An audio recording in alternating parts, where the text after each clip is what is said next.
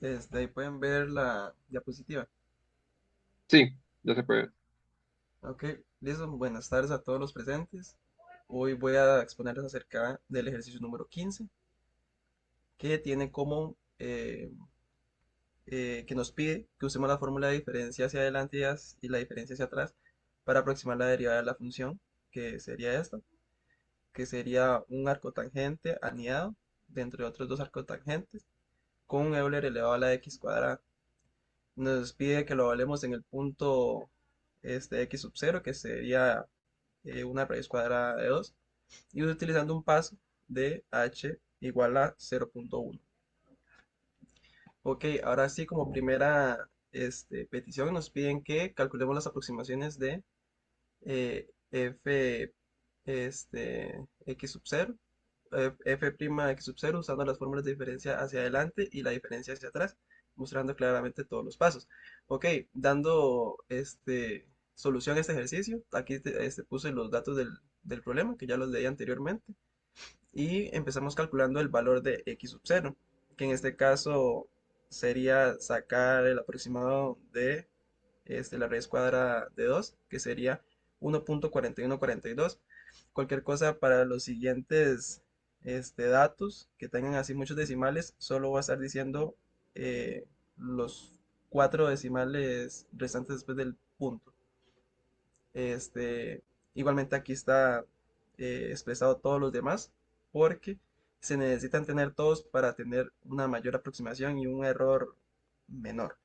Entonces, ya teniendo este dato, calculamos los puntos donde valoremos la función, que sería primeramente x sub 0, que sería nuestro punto central, más h, que sería el paso. Eso nos daría este primer punto, que sería 1,5142. Y para la diferencia hacia atrás, vamos a hacerlo, pero ahora restando. Entonces, punto central menos el paso, que nos daría un valor de 1,3142. Ok, entonces ahora teniendo estos datos, pasaríamos a sus respectivas evaluaciones. Empezando con la evaluación del punto central. Aquí lo primero que tenemos que hacer es elevarlo al cuadrado, el cual nos daría un dato exacto de 2,0. Entonces, teniendo este dato, ya podríamos elevar el Euler. El Euler elevado a la 2 nos daría 7,3890. Teniendo esto, ya podríamos dar inicio a calcular las arcotangentes, que vemos que son tres. Entonces, usamos el resultado que nos dio el Euler a la 2 y se lo hablamos al arcotangente, que eso nos da un resultado de 1,4361. Aquí pongo en esta, solo puse aquí para que se dé a entender que está en radianes, ya que si tuviéramos la calculadora en el otro modo, nos darían datos diferentes, erróneos. Entonces, bueno, aquí se los indiqué. Ahora calculando el segundo arco tangente, nos daría un resultado de 0,9608 y el tercer arco tangente nos daría 0,7334. 7634, sí. Entonces aquí está como el resumen de lo que nos dio f de x sub 0, que sería el central. Ahora vamos evaluando el x sub 0 más h, que esa sería la diferencia hacia adelante. Aquí igual, esos son pasos similares. Aquí hay que hacer lo mismo, nada más que con otros datos. Igualmente, entonces elevamos el x sub 0 más h, que ese sería este punto. Lo elevamos a la 2 y nos daría 2,2928. Este dato lo usamos para que el Euler esté elevado a ese dato y nos daría 9,9035. Y aquí igualmente, ya serían el cálculo de cada arco tangente respectivamente. El primero nos dio 1,4698, el segundo 0,9730 y el tercero 0,7698. Y eso nos daría este resultado, 0,7698. Bueno, ahora con la diferencia hacia atrás, más de lo mismo. El, el punto elevado a la 2 al cuadrado nos daría 1,7271. El Euler nos daría 5,6230. El primer arco tangente 1,3944, el segundo 0,9443 y el tercero 0,7569. Eso nos daría como resultado 0.7517. Entonces, bueno, aquí podemos ver que el, digamos, va como por escalas, va como va sumando o como que el dato se va haciendo más grande. Eso nos quiere decir que la función va creciendo, porque podemos ver que esa sería la diferencia hacia atrás, nos da 0.75, 17. La central, que sería esta, la primera, nos da 0.7634 y la que sería la diferencia hacia adelante nos daría 0.7698. Ahorita lo vamos a ver de una mejor forma en la gráfica, pero es algo interesante que se puede ir notando desde ya. Ahora sí, en el lado de aplicar las fórmulas, aquí tengo la diferencia hacia adelante y la diferencia hacia atrás. Aquí dice que ese sería una aproximación de f'x sub 0. Esa sería la formulita, que sería evaluar el punto que es de diferencia hacia adelante, como lo he mencionado anteriormente, menos el punto central. Esto dividido entre el paso, que sería h. Entonces, si sustituimos esos datos con los datos que nos dieron anteriormente, entonces sustituimos este y este, también el central, y lo dividimos entre el paso, y eso nos da una aproximación de 0.0637. Ahora haciéndolo con la diferencia hacia atrás, la fórmula cambia un poquito, simplemente cambian como el orden de cómo han colocado los datos. Entonces, ahora primeramente iría el punto central y se le restaría el punto de diferencia hacia atrás. Y eso se divide entre h. Eso nos daría 0.0657. Aquí está una imagen de cómo lo podemos ver en GeoGebra. Ese fue el software que utilicé. Eso nos pedía el punto número 2. Vamos a verlo aquí en vivo, de mejor forma. Aquí podemos ver esta línea que sería la función. También podemos ver aquí tres puntos. Los tres puntos que serían el punto central, que sería el A, el punto de la diferencia hacia atrás, que sería el B, y el punto de diferencia hacia adelante, que sería el C. El valor de referencia que utilizaríamos en el punto número 3, GeoGebra nos dio 0.0637, es el valor real que tiene la función. Ahorita vamos a ver cuál fue nuestro margen de error. Y bueno, aquí podemos ver que más o menos como en, en -1.4 ya la función empieza a decrecer y llega a su punto mínimo en el cero, aquí en este lado, y empieza a crecer, llegando a más o menos aquí como al punto 2 a estabilizarse. Y en los puntos que nos pidieron, que sería más o menos aquí, vemos que la función igualmente está creciendo un poquito, ¿verdad? Aquí podemos ver más gráficamente cómo se ve eso y el por qué en la diferencia hacia atrás era menor que la diferencia hacia adelante. Entonces, volviendo a la presentación, ya habiendo visto gráficamente cómo se ve los números, todo lo que vimos anteriormente y los cálculos, pasaríamos al punto número 3 que nos dice que determinamos el error absoluto de cada una de esas diferencias y que comparemos estos métodos. Entonces, bueno, como solución tenemos que la fórmula sería error absoluto del valor de referencia menos el valor aproximado. Eso tiene que ser siempre positivo. Entonces, bueno, aquí tenemos los datos para que los tengamos más a la mano, que sería el dato de la diferencia hacia adelante, de la diferencia hacia atrás, y el valor de referencia que nos dio GeoGebra, que sería el dato real. Entonces, aquí ya calculando el error con la diferencia hacia adelante, sería el valor de referencia menos el valor aproximado, que eso nos dio un error de 0.00008683. Y el error absoluto para diferencia hacia atrás nos dio 0.002075. Entonces aquí en esta tablita de comparación podemos ver que el error absoluto de la diferencia hacia adelante fue menor. Y tiene mucho sentido, ya que devolviéndonos aquí un poquito a la presentación, vemos que, digamos, eso que se hace es como ver una línea de A a C que sería la representación de la diferencia hacia adelante. Esa línea lo que haríamos sería calcular la pendiente. Entonces, si aquí venimos con una pendiente mucho más pronunciada y aquí ya se está empezando a estabilizar la función, por eso es que claramente el error nos dio mucho menor que con la diferencia hacia atrás. Entonces, bueno, aquí está la tabla de la comparación de los dos métodos. Aquí tenemos la aproximación, el valor de referencia y el error absoluto que nos dio cada uno. Entonces, eso sería todo. Muchas gracias y pasamos a las preguntas. Gracias. Está muy bien todo. No sé si tienen preguntas o dudas de los estudiantes.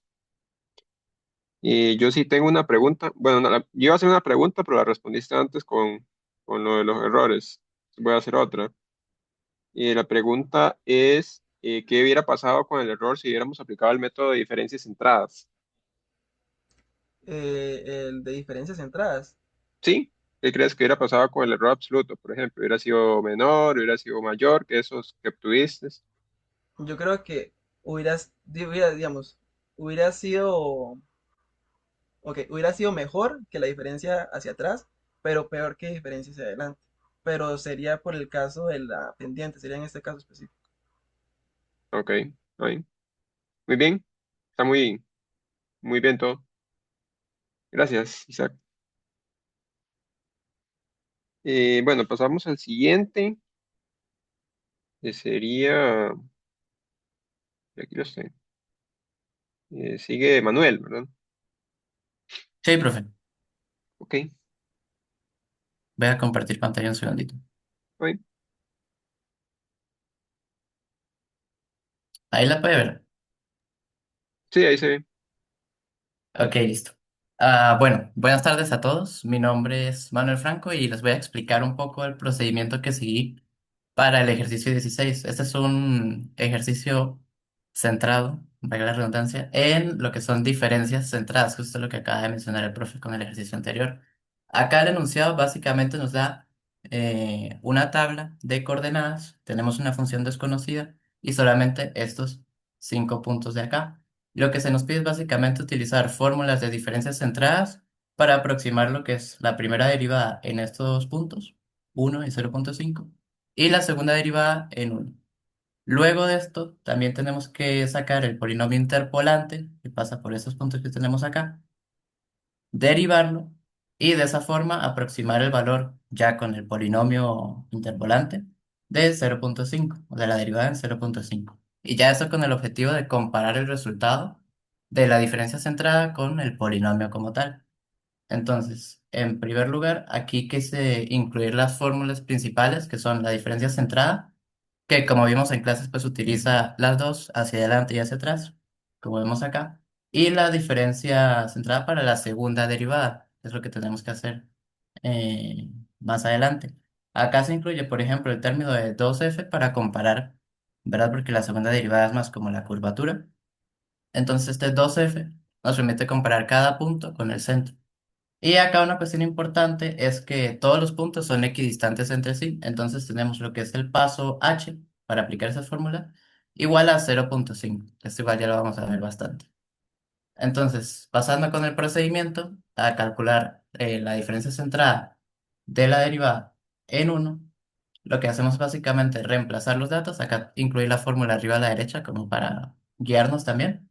Básicamente reemplazamos con los datos de la tabla anterior y resolvemos acá, no tiene realmente mucha ciencia. Llegamos al resultado que es aproximadamente un 6 de pendiente en la derivada.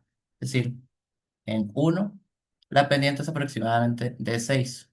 Luego, básicamente repetimos el mismo procedimiento con el siguiente punto, el 0,5. Reemplazamos los datos con la tabla y acá obtenemos una aproximación de 5,8. Igual, acá incluimos el paso h, que es el 0,5 que les comenté antes, porque todos los puntos son equidistantes. Y por eso este 2 por ejemplo, se convierte en uno y luego desaparece. Acá simplemente se va. Luego, pasando a lo que es la segunda derivada, acá la fórmula cambia, la incluí aquí arriba también. Igual utilizamos el mismo paso de h y resolvemos. Acá, por ejemplo, el 0,5 al estar elevado al cuadrado se convierte en 0,25. Resolvemos, ¿verdad? Nada muy complicado. Y acá llegamos a la aproximación de -2,4. Quiere decir que en ese punto la segunda derivada equivale a -2,4. Ahora, pasando a la siguiente parte del ejercicio, tenemos el polinomio interpolante que nos pedían. Y en ese caso, teniendo en cuenta la tabla de antes, lo que hice fue aplicar el método de diferencias divididas de Newton, ¿verdad? Sobre todo porque son 5 puntos y pues se puede complicar la cosa. Y acá tenemos lo que es la tabla, ¿verdad? Tenemos los puntos de x y sus imágenes dentro de la función que desconocemos. Y acá, al ser 5 puntos, pues tenemos lo que son 4 diferencias. Acá básicamente aplicamos la fórmula, ¿verdad? Restamos las fracciones, tun, tun, tun, y obtenemos estos resultados. Y luego todo esto que vemos acá lo vamos a utilizar para construir lo que es el polinomio interpolante. Ahora, como les acabo de comentar, teníamos 5 puntos. Eso significa que el polinomio interpolante va a ser de grado 4, que es lo que tenemos acá, el polinomio de grado 4. Y aquí quise incluir la fórmula general, ¿verdad? Para simplemente reemplazar y que se pueda visualizar de mejor manera, pues, cómo estamos utilizando las diferencias divididas de Newton. Entonces acá tenemos la primera diferencia, segunda, tercera, y aquí básicamente tenemos los términos que van normalizando, o digamos, agregando cada capa a lo que es el polinomio interpolante. Entonces tenemos 5 términos, uno por cada uno de los puntos que tenemos de la función. Entonces tenemos el 0, el 5, el 1, el -28/15 y el +2/3. Y cada uno de estos va restando los anteriores para que se haga cero. Ahora, si pasamos acá, una vez que tenemos eso, lo que hice fue desarrollar ese polinomio, porque como vieron, sí quedó bastante largo. De hecho, lo dividí aquí en 3 líneas como para que quepa. Pero eso es una sola expresión. Y aquí básicamente con desarrollo me refiero a hacer todas las multiplicaciones para simplificarlo y luego hacer la evaluación que nos pidieron al principio ya más fácil. También para que lo podamos ver en GeoGebra sin tener que colocar esa expresión tan grande. Entonces, básicamente aquí desarrollamos todas estas multiplicaciones y luego agrupamos por semejantes, que son estos que tengo acá resaltados. Acá lo que hice fue organizar el polinomio de grado mayor a menor, aprovechando también que el grado 4, por ejemplo, acá queda solito, entonces no tengo que sumarle ni restarle nada, solo lo incluyo acá. Y luego hago lo mismo con el x⁻³ x⁻² y el x. Y tenemos básicamente el polinomio interpolante final, digamos, ya el simplificado, que sería este resaltado acá en verde. Ahora, ese polinomio nos pedían en el enunciado derivarlo, ¿verdad? Porque la diferencia centrada es una aproximación de la derivada. Nos pedían derivarlo para evaluar el mismo punto y comparar el resultado. Entonces, lo que hacemos acá es básicamente eso mismo. Derivamos cada término, que igual esta derivada bastante sencilla, simplemente multiplicamos y bajamos el término, 4 a 3, 3 a 2 y así. Y acá luego hacemos la evaluación del punto que nos pedían, que es el 0,5. Básicamente reemplazamos acá en la ecuación y obtenemos este resultado de acá, que es aproximadamente un 6,43. Y ahora, regresando atrás, tendríamos la comparación como tal. Si recuerdan, en la diferencia centrada, esa misma derivada del 0,5 nos dio un resultado de 5,8. Pero al evaluar el mismo punto, pero con el polinomio interpolante, tenemos un 6,43. Que esto nos da, por ejemplo, un error absoluto acá, aprovechando el interpolante como si fuera un resultado real, pero ficticio porque no conocemos la función realmente. Tenemos un error absoluto entre estos valores de 0,63. Y si pasamos eso, si lo traducimos a un error porcentual, tenemos que hay un margen acá de 9,8%, que ya se puede considerar quizás un poco alto, ¿no? Dependiendo de la aplicación que tenga, ¿verdad? Y ahora, antes de terminar, quería mostrarles igual este mismo polinomio interpolante, pero en GeoGebra, que es esto que tenemos acá. Los puntos que nos dan en la tabla van básicamente del 0 al 2. Aquí podemos ver las intersecciones en 0,5, en 1, en 1,5 y en 2, que son exactamente los valores que tenemos en la tabla del principio. Acá 0,5, 2,5, todo, todo. Y pues eso sería todo. Muchas gracias. Muchas gracias. Está muy, muy bien todo, los gráficos y la tabla también. Excelente. Gracias, Este, profe. tal vez una pregunta. Si quieres, te devuelves a Ujú. donde estaba casi que los datos del enunciado, nada más. Por ahí, ¿qué pasa si quisiera hacer diferencias centradas en cero? ¿Podría hacerlo en cero o no podría? No se podría en ese caso. Diferencia centrada en cero, digamos, en Sí, evaluando el punto cero. evaluando, ajá, en X, que fuera cero, digamos. Sí se podría, pero básicamente, si no me equivoco, nos daría cero, porque todo el numerador sería cero y abajo el paso, pues cero sobre cualquier cosa es igual a cero. ¿Y qué Entonces, pasa? básicamente no. Y en dos, entonces se podría hacer centradas Sí, sí, en dos sí. también. Aunque en este caso no tenemos el siguiente punto, Ah, ok. pero ahí hay maneras, ¿verdad? En este Sí, caso de no se manera. podría porque no tenemos el siguiente punto. No lo tenemos, sí. Igual en Ujú. cero, ¿verdad? En cero aquí no tenemos el punto que estaba, por así decirlo antes. Sí, también, Sí. es verdad. Está bien, eso sería. Muchas gracias. Listo. Gracias, profe. Listo, entonces seguiría Matías, ¿no? Hola, profe, ¿se me escucha bien? Sí, sí se escucha, Matías. Ok, voy a compartir.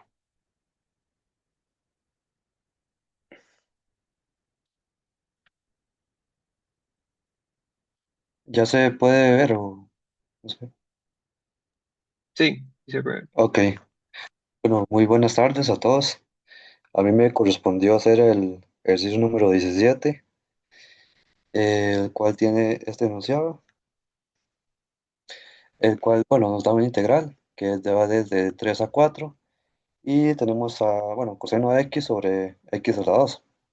Y nos piden determinar lo siguiente, que es el tamaño del paso de h y los puntos que vamos a evaluar.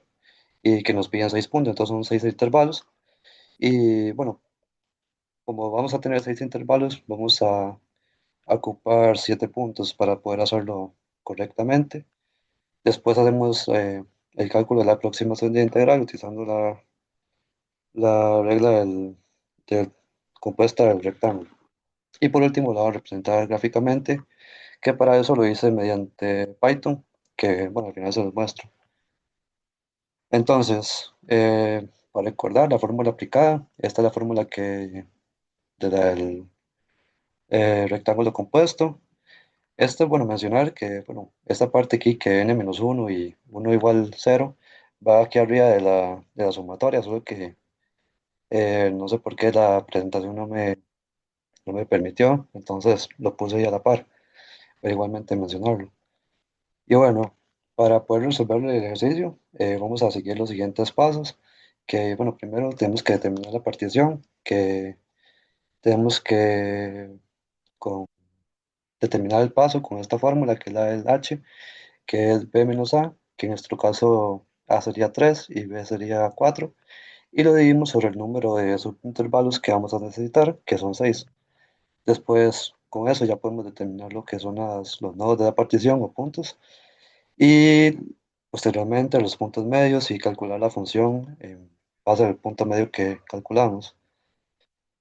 Después de hacer la suma de los puntos medios y multiplicarlo por la h, que sería el, por así decirlo, la base, o el ancho, digamos, por así decirlo. Entonces, bueno, primero utilizamos la fórmula para calcular el valor de h. Y bueno, tenemos aquí mencionar que tenemos, mueve un momento esto del Zoom que me está estorbando. Ok, entonces tenemos el valor de A y el valor de B. Entonces 4 menos 3 sobre 6, entonces da 1 sobre 6, un sexto también se puede decir. Y bueno, eso tenemos el tamaño del paso, que hace como la distancia en cada punto. Entonces hacemos la punta de la evaluación, que aquí tenemos de 0 a 6. Y bueno, como punto número uno, el 3, después hace 3, le sumamos un sexto, después hacemos dos sextos, y así consecutivamente hasta el valor de b, que es el 4. Bueno, posteriormente hacemos el cálculo de los puntos medios, que bueno, es el punto en la posición que, que tenemos actualmente, más el siguiente, dividido entre 2. Entonces, Para el índice número 0, tenemos 3 más el punto que tenemos aquí, el 1, que es el 19 sobre 6. Y eso nos da 32 sobre 12. Igualmente para el índice número 1, que tenemos el punto número 1 con el punto número 2, que sería 19 sobre 6 más 10 sobre 3, dividido entre 2, y esto nos da 13 sobre 4. Así consecutivamente, para no hacerlo tan extenso y repetitivo, hasta el punto número 5, que da 19 sobre 6 más 4, dividido entre 2, que da 47 sobre 12. Bueno, y ya con esto, el cálculo de los puntos medios, podemos evaluarlos en lo que es la función, que aquí, bueno, está el evaluado. Aquí tenemos el evaluarlo en coseno, después en el punto medio en tala 2. También mencionar que aquí es negativo porque está en radianes, entonces nos da un resultado negativo. Que hace al principio yo estaba confundido y me daba en grados, pero no, tiene que ser en radianes. Y bueno, ya, bueno, ese resultado se junto nos da menos 0 sobre el menos 0.1050, después nos da 0.0941, después menos 0.0826, y así hasta el último punto, bueno, la evaluación del último punto que da menos 0.0453. Entonces, ya con todos estos valores que tenemos aquí, hacemos la suma y nos da 0.4563. Y bueno, ya con este valor podemos multiplicarlo con el valor de la base, que es el punto de h, bueno, el valor de h, que bueno, tenemos aquí. Ya hicimos la sumatoria y tenemos el valor de h, entonces ya podemos hacer la multiplicación, que sería un sexto por menos 0.4563, para que al final nos dé menos 0.0761. Y bueno, al final este resultado final, que es aproximadamente el resultado que les di antes, que era menos 0.0761, y eso haría la aproximación de la derivada de la integral que nos dio el enunciado. Y para último punto, hice el gráfico en Python, y este sería el gráfico como tal. Tenemos los rectángulos aquí en esta parte porque, bueno, como mencioné antes, ahora al evaluar los puntos, por el coseno, se nos hace negativo los que serían como las imágenes, por así decirlo. Entonces está bajo el eje de los X, puede decirse. Entonces por eso está así. Y aquí tenemos lo que es la función, el comportamiento, que es continuo y va hacia arriba. Y bueno, aquí tenemos los rectángulos que cada uno, como podemos ver, cada uno está haciendo como una aproximación y cada vez que se va haciendo más cercano, se va haciendo más pequeño. Y no sé qué más podría decir. Creo que, bueno, es más o menos con lo que hemos trabajado anteriormente, que estos dos cálculos. Entonces, entre más nos vamos acercando, más haciendo como la aproximación y podemos tener más exacta. Y eso sería por mi parte. Es un ejercicio bastante corto y sencillo, como lo pudieron ver. Y no sé si alguien tiene alguna pregunta. Gracias, Matías. Está muy bien todo. Sí, yo tengo una pregunta. Yo pregunto, ¿verdad? Eh, ¿Qué pasa, por ejemplo, si en, en este caso hubiéramos utilizado otro método, por ejemplo, el método de, qué sé yo, de Simpson, ¿verdad? ¿Qué crees que hubiera pasado con la integral? ¿La integral hubiera sido, pues, más exacta o menos exacta? Sí, hubiera sido más exacta, porque si no me estoy recuerdo, el del cuadrado es menos exacta que la de Simpson, y también la de trapecio. Es un poco menos, la aproximación es un poco más mala, por así decirlo.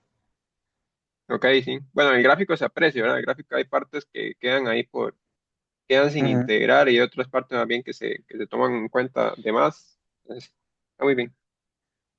Excelente. Gracias. Vamos ahora con ¿quién seguiría? Sigue Raúl, ¿verdad? Sigue Raúl. ¿Me escucha?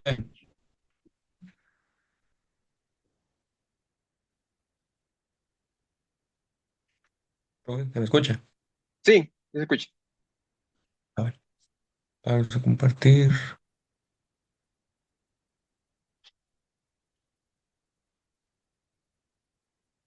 Se ve, sí. Sí, ahí se ve. Bueno, buenas tardes, compañeros, compañeros y profesor. Mi nombre es Rob Alexander. Yo voy a presentarles el ejercicio 18. Este ejercicio es un poco similar al que hizo mi compañero anteriormente, nada más que cambiando a la regla del trapecio.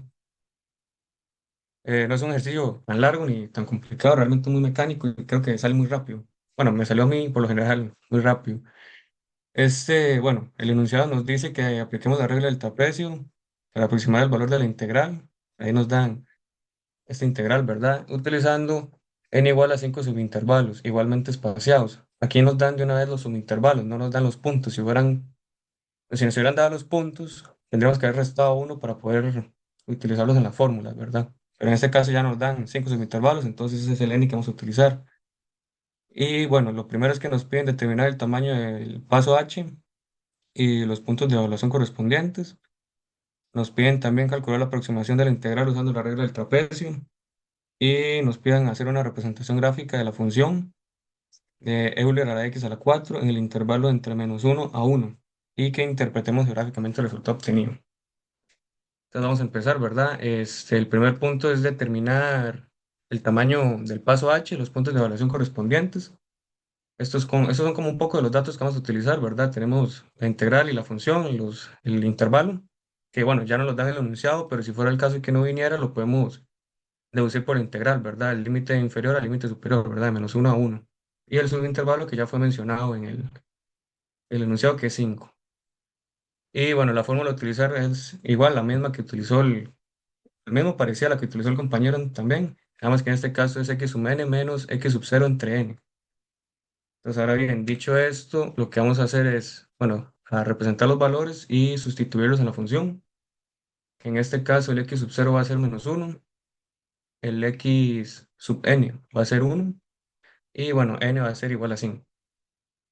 Entonces, lo que vamos a sustituir, y esto nos va a dar, ¿verdad? 1 menos 1 entre 5, que esto va a ser más, y esto nos va a dar 2 quintos, que esto es equivalente a 0,4, que este va a ser el tamaño del paso. Entonces, ahora bien, ya que tenemos el paso, que es 0,4, vamos a proceder a calcular los puntos. Este, bueno, para este caso hay una fórmula, que bueno, en este caso es, ¿verdad? Que x sub 0 va a ser igual a x sub 0, x sub 1 va a ser igual a x sub 0 más h, el x sub 1 va a ser el x sub 0 más h, así sucesivamente hasta llegar a x sub n, que va a ser x sub n, ¿verdad? Entonces, vamos a ir aquí poniendo los puntos. El x sub 0 va a ser -1, el x1 va a ser -1 más 0,4, que en este caso nos va a dar -0,6.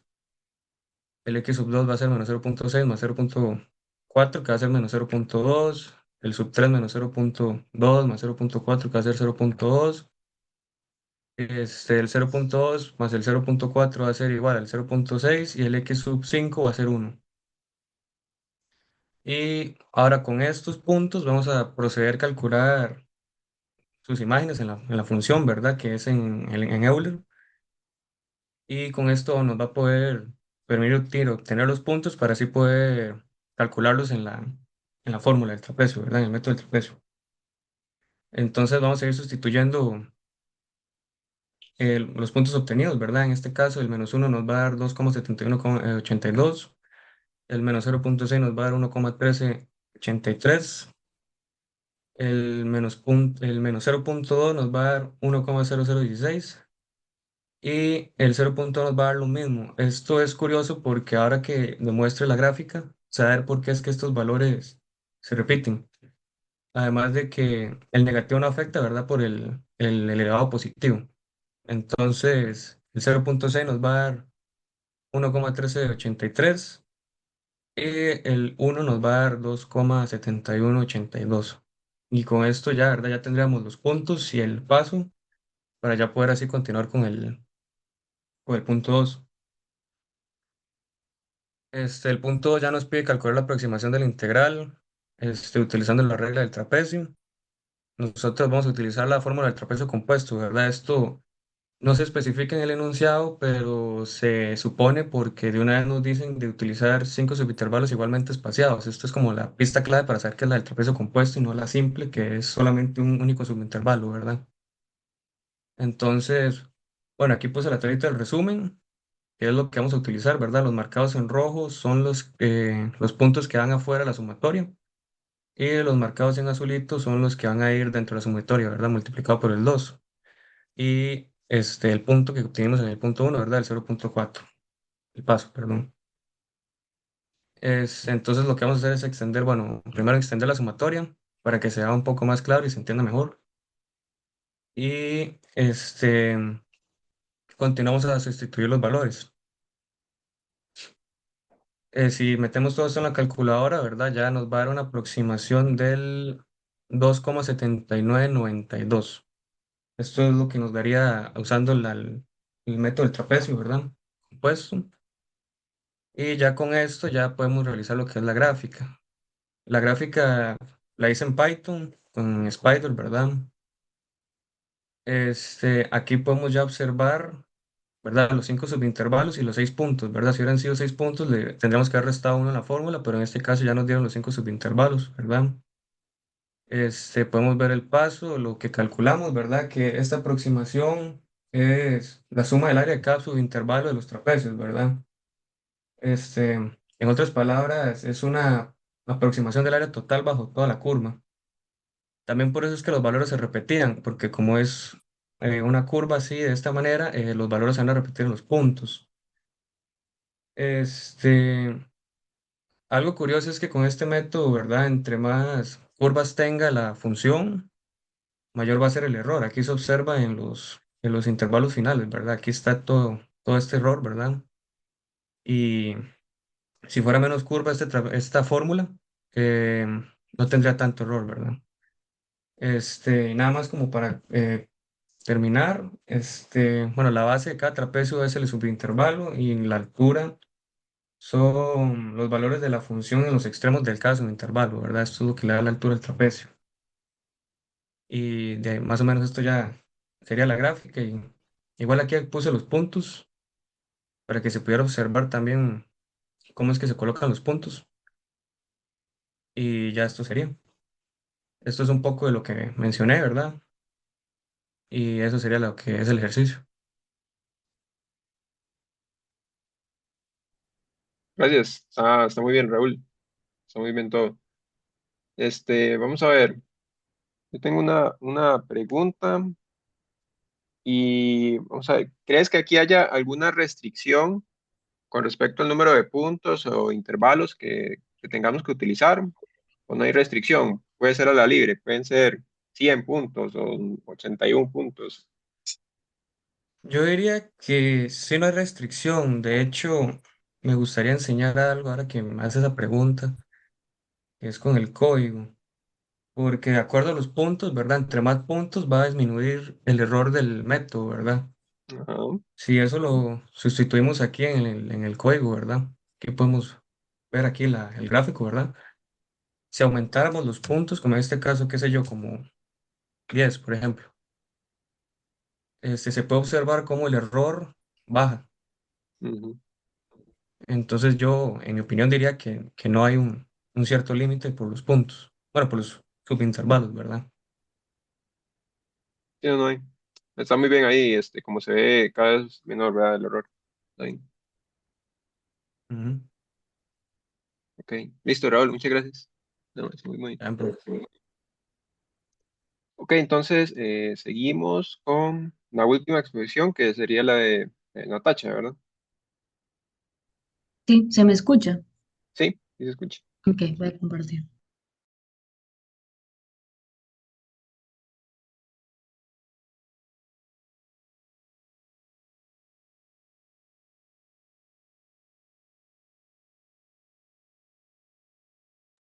Ahí se ve la presentación. Sí, dice. Ok. Entonces, buenas tardes, compañeros y profesor. Mi nombre es María Natasha Valerio Marín y hoy voy a presentar la resolución del ejercicio 19 que trata más o menos sobre determinar el número de subintervalos para la regla del trapecio y Simpson un tercio compuestos. Ok, entonces primero la presentación va a seguir el siguiente orden. Primero vamos a ver el enunciado, luego el desarrollo matemático paso a paso de ambos métodos, un resumen de los resultados y una pequeña conclusión y luego un espacio para las consultas. Ok, entonces el problema nos pide determinar el valor de n, o sea, la cantidad de subintervalos necesarios para aproximar la integral del logaritmo natural de x en el intervalo de 1 a 2. La condición importante acá es que debe tener un error menor a 2 por 10 a la menos 5, utilizando tanto la regla del trapecio como la de Simpson un tercio compuesta. Ok. Antes de aplicar las fórmulas del error, se necesitan calcular las derivadas superiores de la función f de x es igual al logaritmo natural de x, ya que las cotas de error dependen de las derivadas. Entonces, se va a calcular hasta la cuarta derivada porque la segunda derivada, que es menos 1 sobre x a la 2, se usa para la regla del trapecio y la cuarta derivada, que es menos 6 sobre x a la 4, se usa para Simpson un tercio. Entonces, por eso se llega hasta la cuarta derivada. Ok. Eh, Primero, con la regla compuesta del trapecio, la fórmula del error depende de h a la 2 y de la segunda derivada. Entonces, al sustituir h por b menos a entre n, nos queda la inecuación que vemos acá arriba. Entonces, bueno, el paso crítico, digamos lo más importante, es maximizar la derivada en el intervalo de 1 a 2 y como la función, el valor absoluto de la segunda derivada de x es igual a 1 sobre x a la 2 es decreciente, o sea que el denominador crece, entonces quiere decir que su valor máximo ocurre en el número más pequeño del intervalo que se nos da, que en este caso es el 1. Entonces el valor máximo que se usará para la resolución es 1. Ok. Ahora se plantea la inecuación del error. El término del error debe ser menor a la tolerancia, o sea, al 2 por 10 a la menos 5 que se nos mencionaba en el enunciado. Cuando despejamos n, pasamos n a la 2 a multiplicar y la tolerancia a dividir. Entonces, esto nos da que n debe ser mayor a la raíz cuadrada de aproximadamente 4166. Entonces, el resultado que nos da esto es que n debe ser mayor a 64.54. Y bueno, como n debe ser un número entero, entonces se redondea al siguiente, digamos, más para arriba, que sería el 65. Entonces, para el trapecio se necesitan 65 subintervalos. Ok. Ahora pasamos a la regla de Simpson un tercio. Aquí, pues la fórmula del error es diferente, ¿verdad? Porque depende de h a la 4 y de la cuarta derivada. Nuevamente se hace la sustitución de h por b menos a dividido entre n y se maximiza la derivada, que esto nos da 6 sobre x a la 4. Aquí pasa lo mismo que antes, donde el máximo ocurre en el extremo izquierdo, o sea, cuando x es igual a 1, y nos da un valor máximo de 6.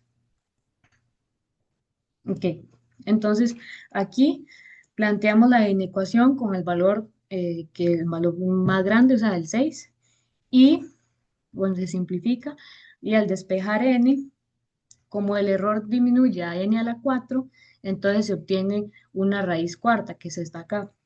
Eh, el cálculo dice que n debe ser mayor a 6.38 y matemáticamente el número siguiente, el entero siguiente sería el 7, pero en la regla de Simpson un tercio, el método pues requiere que sea una cantidad par de subintervalos, por eso el valor de n es igual a 8.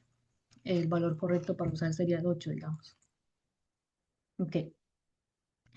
Ya para tener como un resumen de los resultados eh, para aproximar la integral del logaritmo natural de x en el intervalo de 1 a 2. eh, para poder lograr una mayor precisión, el trapecio se necesita dividir en 65 partes, mientras que Simpson solamente necesita 8 partes. Esto lo que nos quiere decir es que el método de Simpson es más eficiente, ya que el error converge más rápido, digamos, o sea que es de orden 4 comparado con el del trapecio, que es de orden 2. Y bueno, hasta aquí llega la presentación, era un ejercicio un poco corto y muchas gracias por su atención y quedo atenta a cualquier consulta. Muchas gracias. Sí, era cortito, pero sí tenía un poco de análisis, ¿verdad? Bueno, mi pregunta más que todo era como que tal vez explicaras un poco más por qué será entonces que un método requiere, pues, 8 subintervalos y el otro requiere tantísimo, ¿verdad? ¿Qué se debe esto? ¿Por qué será que un método utiliza solo 8 y el otro 60 y resto, ¿verdad? ¿Qué determina esa diferencia? Eh, bueno, porque el trapecio es como, bueno, creo yo que eh, el trapecio, digamos, aproxima la función logaritmo natural usando líneas rectas para conectar a los puntos. Ok, Entonces, como la función del logaritmo es curva, la línea recta deja como varios huecos, digamos, errores, ¿verdad? Y en la regla de Simpson un tercio es mucho más complejo, digamos, porque usa parábolas, entonces, para conectar los puntos. Entonces, como es una curva, se pega, digamos, mucho mejor a la forma del logaritmo. Entonces, por eso, con pocos segmentos, la parábola casi que coincide con la función original, digamos. sí, esa es exactamente la explicación. Sí, ¿verdad? Cuando tenemos pues trapecio, lo que tenemos ahí es, por así decirlo, un polinomio interpolante lineal, ¿verdad? De grado uno. En cambio, cuando tenemos pues el Simpson un tercio, ya cambia a parábola, ¿verdad? O un polinomio interpolante de grado 2. Y eso aproxima mucho mejor la función original. Muy bien, Natacha, está muy bien todo. Muchas gracias. Gracias. Bueno, entonces, ya terminamos las expresiones hoy, ¿verdad? Recuerden que antes puse por ahí un mensaje en WhatsApp, ¿verdad? Para las personas que les toca exponer los ejercicios del 26 al 30. Si sienten que, pues, que no tienen mucho tiempo, ¿verdad? O que no entienden nada de la materia, digamos, porque lo vamos a ver hasta lunes, entonces me avisan y exponemos de este lunes al siguiente, ¿verdad? Sus ejercicios. Por mí no hay problema. Nada más que sí quedaría un poquillo pegado al examen, pero no importa, digamos, ahí si sienten que no lo logran, pues me avisan.